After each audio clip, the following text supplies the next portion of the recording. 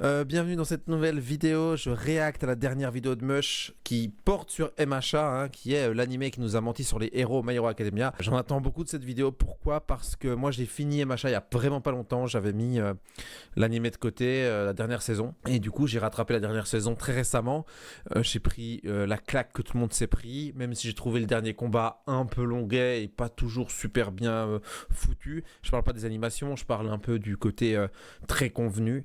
Mais bon, c'est un animé qui termine bien l'histoire. On sait qu'on a eu des mangas qui terminaient mal. Vu le titre, je pense qu'on va aborder le plus gros point fort, à mon avis, de l'œuvre, qui est donc sa philosophie et son point de vue moral, que ce soit grâce à Stein, grâce au fait que justement, il ait soulevé des questions sur qu'est-ce qu'un vrai héros, où est-ce qu'on se place au niveau du bien et du mal. Et que dans la fiction, c'était très bien réalisé, déjà de base. C'était super bien foutu durant l'animé, mais surtout à la fin, ça se termine extrêmement bien à ce niveau-là. J'ai hâte de cette vidéo et de voir ce qu'elle a à en dire sur le sujet. À travers cette vidéo, nous allons retracer toute cette chronologie en passant par une analyse approfondie des personnages et des enjeux, décrypter ce qui vous a peut-être échappé et mettre en lumière des détails cachés qui étaient sous nos yeux depuis le début. Mais pour comprendre toute cette histoire, revenons plus d'un siècle en arrière. Ça a l'air d'être vachement mieux écrit que les autres vidéos de Mush, c'est vachement bien parce que pour moi c'est un grand défaut du youtubeur. Il veut être un héros comme son idole, le symbole de la paix, All Might. Pendant 40 ans, il a réalisé l'impossible, faisant chuter le taux de criminalité. Il est devenu le pilier sur lequel le monde s'appuie pour ne plus avoir peur. Mais ce que le public... On n'a pas assez parlé de comme il a construit sa légende. All Might a construit une légende autour de lui-même et c'est vrai que c'est pas assez. On n'en a jamais assez parlé. Je veux dire sur Twitter ou sur les réseaux quoi. Le mec a pas juste été le meilleur, il a toujours sauvé tout le monde avec le sourire. Il a sauvé toutes les situations dramatiques en montrant qu'il a le contrôle même quand c'est pas le cas. Et ça en dit beaucoup sur certains métiers de notre société et c'est vachement bien. C'est pas assez mis en avant, je pense, par tout le monde quoi. Endeavor voulait être le meilleur héros, mais aussi concevoir une arme. Un mariage arrangé avec Rei, détentrice des pouvoirs de glace, pour tenter de créer le héros parfait. Mais cette obsession a brisé sa famille, créant un traumatisme, mais aussi leur plus grande menace. Car avant de miser sur Shoto, il avait déjà essayé avec leur premier enfant, Toya. Né avec un pouvoir de feu encore plus dévastateur que celui de son père, mais avec un défaut fatal. Il a hérité de la constitution physique de sa mère, alors son corps est fait pour résister au froid, pas aux flammes qu'il génère. Endeavor passe des encouragements au rejet quand il réalise que son fils se brûlait à chaque utilisation de son alter. Pour lui, c'était devenu une erreur. Toya, qui a grandi avec la volonté de son père de devenir le plus fort, a continué de s'entraîner jusqu'à se brûler, tellement se brûler que tout le monde a cru à sa mort. Mais il a survécu. Et il est devenu Crématorium. Pilier de la Ligue des Vilains avec un objectif précis. Tellement fort. Non pas détruire le monde, tellement mais stylé. détruire la réputation d'Endeavor. Shoto, qui lui aussi a eu une enfance très difficile, n'a jamais été traité comme un fils. La famille se divise, sa mère sombre verse de l'eau bouillante au visage de son propre fils, terrifié par son côté droit qui lui rappelle Endeavor. Cette cicatrice est le symbole d'une famille brisée par la pression d'une première place au classement, d'un système pourri de l'intérieur. Endeavor a désormais la responsabilité de sauver le Japon contre les... Attention, l'œuvre est en train de faire a fait ce que est en train de faire Mush là. C'est-à-dire qu'il dédouane la responsabilité d'Endeavor. Qu'on soit bien clair, c'est un personnage odieux. C'est une raclure sans nom, mais je ne peux pas souhaiter à une personne qui est autant dans l'erreur de réussir. Endeavor a sacrifié sa famille, a sacrifié donc ses enfants, leur enfance, tout ça.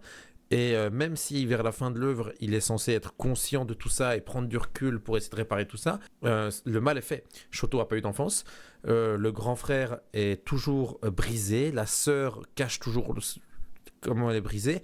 La mère, c'est un sujet, elle a été battue, elle a été absolument toutes les pires horreurs possibles. Il y a eu Crématorium qui justement a été un sacrifice et ça l'a été dans tous les cas.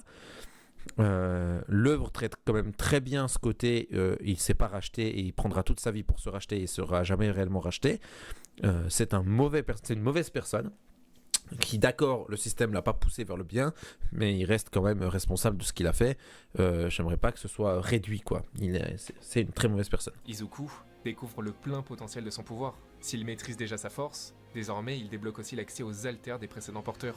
Étant un sans alter comme All Might auparavant, il en devient celui avec le plus de potentiel, le seul capable de supporter une accumulation de pouvoir sans mourir de vieillesse prématurée, à l'instar de ses prédécesseurs. Alors Et qu'une guerre pourtant, dévastatrice comment ça va se guette le passer? pays, il décide de quitter l'académie Yue pour agir seul. Cible numéro Ça, c'était une vraie prise de risque aussi. Ils ont décidé de le sortir de l'école et c'était vraiment. Il y a beaucoup de moments clés qui montrent que l'histoire avance et c'est des vrais points clés qui vont vraiment avancer l'histoire. On a eu trop de mangas différents qui partaient dans tous les sens avec des mais en fait, vous pensiez ça, mais non, mais en fait, mais non, mais en fait, mais non. Et au final, t'avances jamais. Tu crées jamais vraiment d'avancée dans l'impact et dans les enjeux. Et My Hero Academia, sur 8 saisons, ils en ont fait un bon paquet de ces grosses avancées, de ces ah ouais, maintenant ça devient sérieux, mais ça a jamais été gratuit. Ça a toujours servi l'œuvre derrière. Parce que toutes les fois d'après où ça a continué de prendre de l'ampleur et a continué d'avancer dans l'histoire, ça a pris des vrais tournants. les plus grandes menaces du pays sont de nouveau en liberté, mais c'est ici que l'œuvre va livrer son message le plus puissant. C'est ça, c'est de l'intérieur qu'il faut changer le système. Le point culminant de cette rédemption, c'est Katsuki Bakugo, celui qui crie en permanence sur Izuku, qui le méprise et se dit supérieur, celui qui a rejeté son aide alors que sa vie était en danger. Pour la première fois,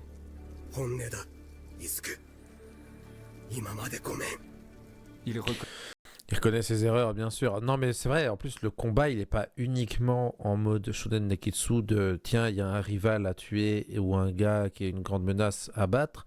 Il y a un fond de message qui est il faut changer la société dans ses fondements et c'est des gens qui sont au sein de cette société, au sein de ces engrenages qui vont le modifier. Il n'y a pas que Stein et les gens qui sont en marge qui vont essayer d'apporter quelque chose de nouveau, il y a aussi des gens qui sont à l'intérieur du système qui vont à leur manière, tout en restant gentils, créer un renouveau et c'est quelque chose qui a été super bien amené par l'œuvre. Je suis d'accord avec lui, clairement. Comme expliqué, le retour d'Izuku ne plaît pas à tout le monde, mais Ochako Uraraka monte sur le toit et prononce un discours crucial.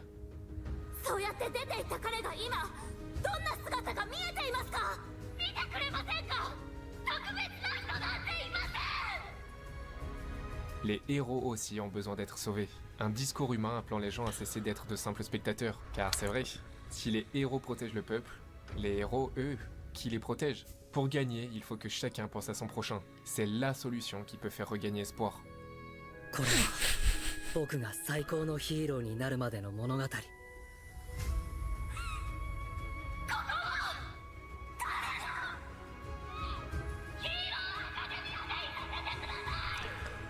Mais... Et en plus, ça montre aussi que pour qu'il y ait un grand changement au niveau de la société, il faut que tout le monde y mette du sien. Encore une fois, il y en a qui sont moteurs de base pour faire évoluer les choses. Il n'y a pas que les gens en marge de la société, il y a aussi les gens qui sont, du coup, comme on l'a vu, dans le système, mais aussi, il faut que les gens qui sont spectateurs, ou plutôt ceux qui profitent de ce système-là, ceux à qui les patients, les clients de ce système, doivent eux aussi avoir un impact et porter le bon message.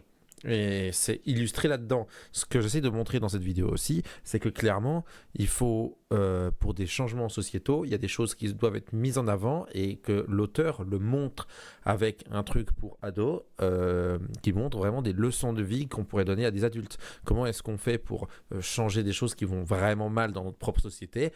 Voilà comment faut faire, c'est bien illustré, bien amené, c'est pas hypocrite, c'est pas dramatique ou à outrance, genre ça va pas trop loin, je trouve ça vachement bien foutu et c'est pour ça que j'aime beaucoup l'œuvre.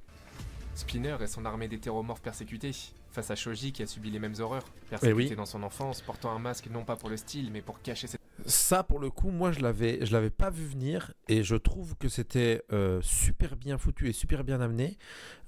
C'était vraiment pas une problématique que je voyais venir. Spinner, je le voyais vraiment pas utile à l'histoire. Pour moi, c'était un sidekick comme un autre. Eux, c'était des membres de lui et le sucre, là, les deux, là. Enfin, pas le sucre, non, celui qui parle aux animaux et lui. Bref, je voyais même pas trop le problème. Pour moi, il l'avait dit une fois ou deux au début et après, on n'en reparlait plus de l'œuvre. Et en fait, ça a été super bien foutu, super bien amené. Ils ont pris vraiment beaucoup de style. Ils ont gagné vraiment beaucoup de flow grâce à ça. Et ouais, c'était vraiment bien foutu. Enfin, moi, j'ai adoré. Traumatisme. Il veut montrer qu'on peut briser le cycle de la haine par l'espoir plutôt que la destruction.